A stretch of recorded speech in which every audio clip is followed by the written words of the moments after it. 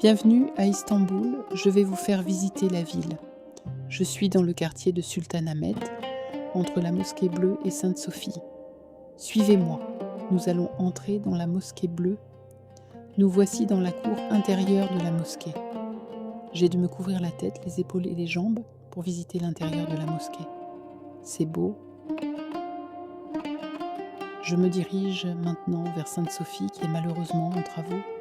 Tout près, on peut visiter aussi la citerne basilique et le palais de Topkapi. Au palais de Topkapi, il ne faut pas oublier de visiter le harem. Et la balade dans les jardins est très agréable. Il y a aussi, non loin de Sultanahmet, le grand bazar pour y faire votre shopping. Et en traversant le pont de Galata, on arrive dans le quartier de la tour de Galata et de Pera. On peut monter en haut de la tour de Galata, d'où la vue sur Sultanahmet est magnifique.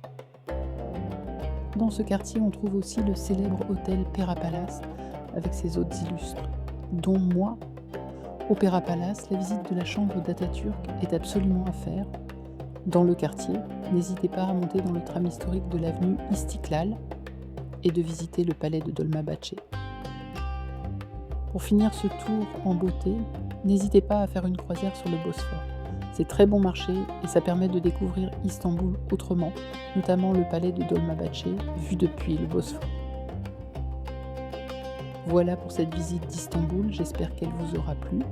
Et maintenant, je vous emmène en Cappadoce. Suivez-moi.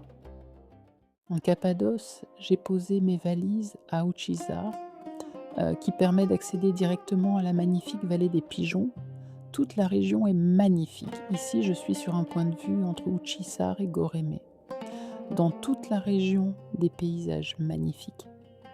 Ici, le monastère de Keşlik.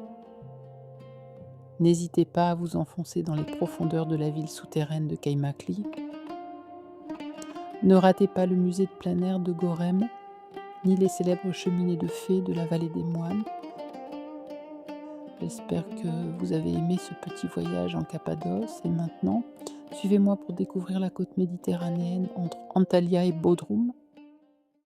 Mon voyage se poursuit maintenant sur la côte méditerranéenne et en particulier à Antalya. Antalya est avant tout une destination balnéaire, mais pas que. Il y a aussi Kaleïssi, la vieille ville d'Antalya, très sympa à visiter, et les chutes d'eau Lower et Upper Duden, très belles aussi à voir. Deuxième étape, Kaş, où j'ai fêté mon anniversaire. À Kaş, ne ratez pas la journée en bateau pour nager dans des eaux cristallines.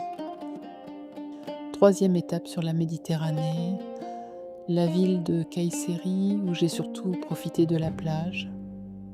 La quatrième étape sur la côte a été Marmaris, pour profiter de la plage.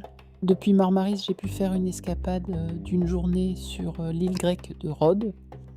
Ma dernière étape de la côte a été la région de Bodrum, ce qui m'a permis de visiter le château de Bodrum, même si lors de la visite, je suis tombée et me suis cassé le bras. J'espère que ce voyage en ma compagnie vous a donné envie d'y aller vous aussi.